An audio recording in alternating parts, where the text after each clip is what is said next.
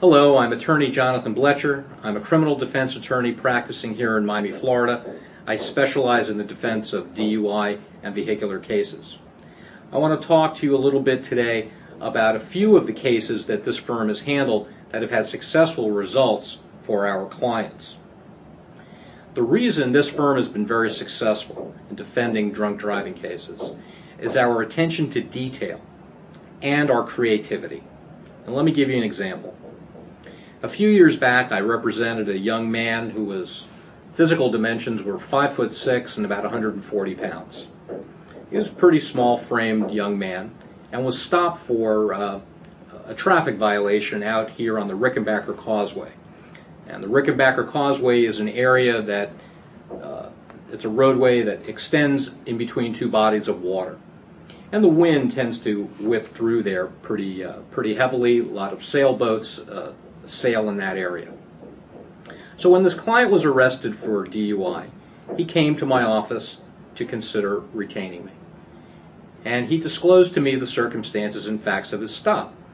And he told me that while he was doing the physical sobriety test with the police officer, the winds coming off of Biscayne Bay were so strong that night, and because of his small frame, he wasn't able to perform the physical sobriety test in the way that the officer wanted.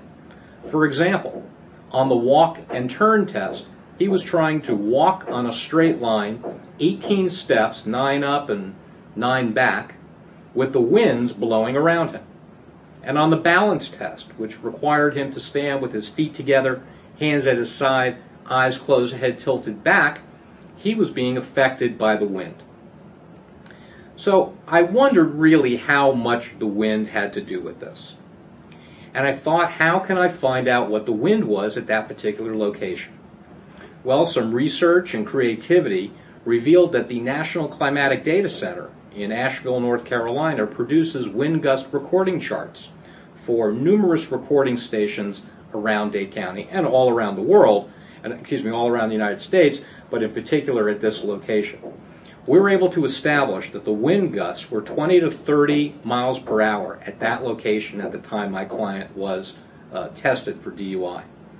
I presented this information to the prosecutor's office.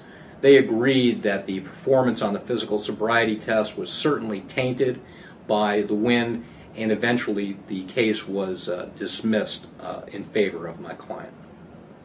And let's talk about another way that creativity can work for you. And I'll do that in my next video. For more information, please visit our website, DUILawdefense.com.